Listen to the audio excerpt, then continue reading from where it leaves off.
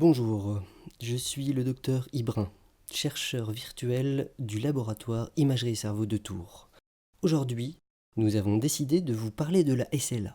La SLA, sclérose latérale amyotrophique, aussi appelée maladie de Charcot.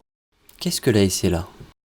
C'est une maladie neurodégénérative, incurable actuellement, qui reste très mal cernée au niveau de la physiopathologie et des mécanismes cellulaires. On s'intéresse tellement à la SLA parce qu'elle produit certains phénomènes cellulaires qui ont été en fait retrouvés dans d'autres maladies neurodégénératives, telles que la maladie d'Alzheimer et de Parkinson. Nous espérons améliorer nos connaissances sur la SLA, que ça va se traduire dans ces autres maladies neurodégénératives, afin de traiter non seulement la SLA, mais aussi la maladie de Parkinson et d'Alzheimer. Mais à partir de quel âge apparaît-elle? En général, elle apparaît entre ses 5 ans et ses 70 ans, mais il y a quand même des extrêmes de 25 à 90 ans. Quelle est l'espérance de vie moyenne des personnes atteintes de la SLA? En moyenne, les patients ont une espérance de vie de 3 à 5 ans, suivant le diagnostic. Parce que après le diagnostic, la maladie progresse assez rapidement pour que les patients perdent vite leur capacité à faire plein de choses.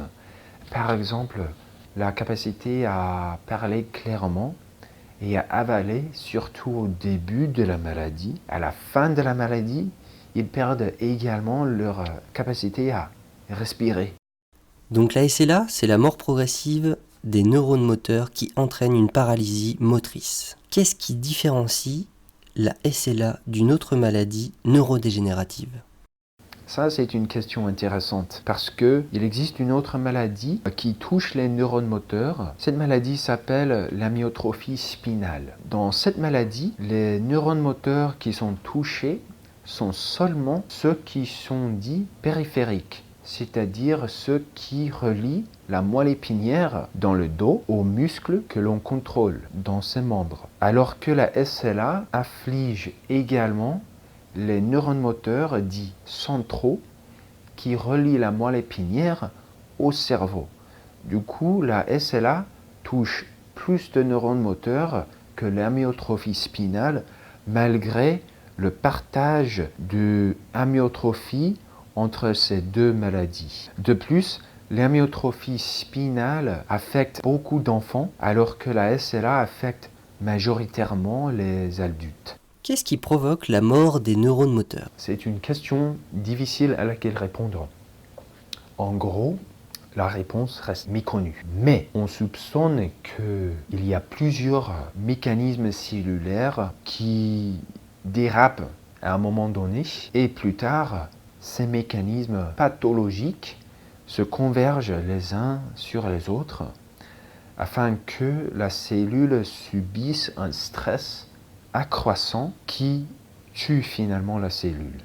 Existe-t-il un traitement capable de limiter les symptômes de la SLA? La SLA reste une des maladies incurables parce que le seul médicament disponible sur le marché français en ce moment, le Riluzole, est très peu efficace, c'est-à-dire ne prolonge l'espérance de vie que de quelques mois chez seulement certains patients. Malgré l'absence d'un très bon traitement thérapeutique pour arrêter le progrès de la maladie, il y a un autre type de médicaments dits symptomatiques pour accompagner le mieux possible le patient au cours de la SLA. Il y a la kinésithérapie, des médicaments antalgiques, antispastique, des myorelaxants, tout cela pour contrer les troubles moteurs et douleurs. Il y a aussi une gestion au niveau de la nutrition, parce que les patients atteints de la SLA subissent une grave fonte de la masse musculaire.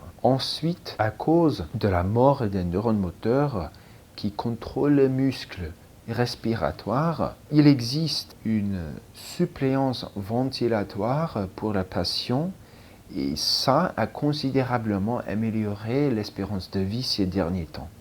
Mais comment les médicaments peuvent-ils atteindre le cerveau protégé par la barrière hémato-encéphalique? Ça, c'est une question très intéressante parce que actuellement, la communauté scientifique étudiant la SLA mène beaucoup de recherches dédiées à répondre à cette question.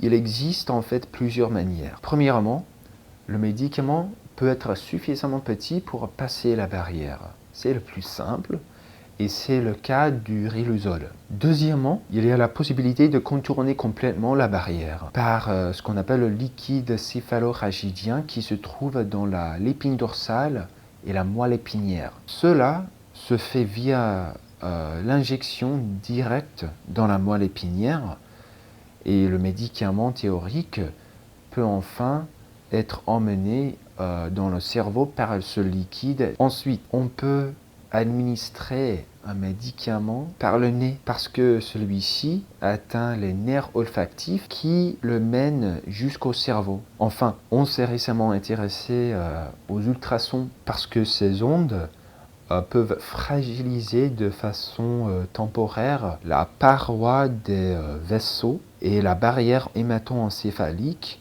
afin de permettre à une molécule donnée de passer, par exemple, un anticorps thérapeutique. Notre unité de recherche mène actuellement des études à ce sujet. Merci à nos chercheurs pour ces brèves explications. Nos recherches continuent et mèneront, je l'espère, à de grandes découvertes sur le sujet. Si vous aussi vous avez aimé cette vidéo, n'hésitez pas à nous suivre sur les réseaux sociaux Facebook, Twitter, notre chaîne YouTube ou notre site internet pour suivre toute l'actualité scientifique de notre laboratoire. À bientôt!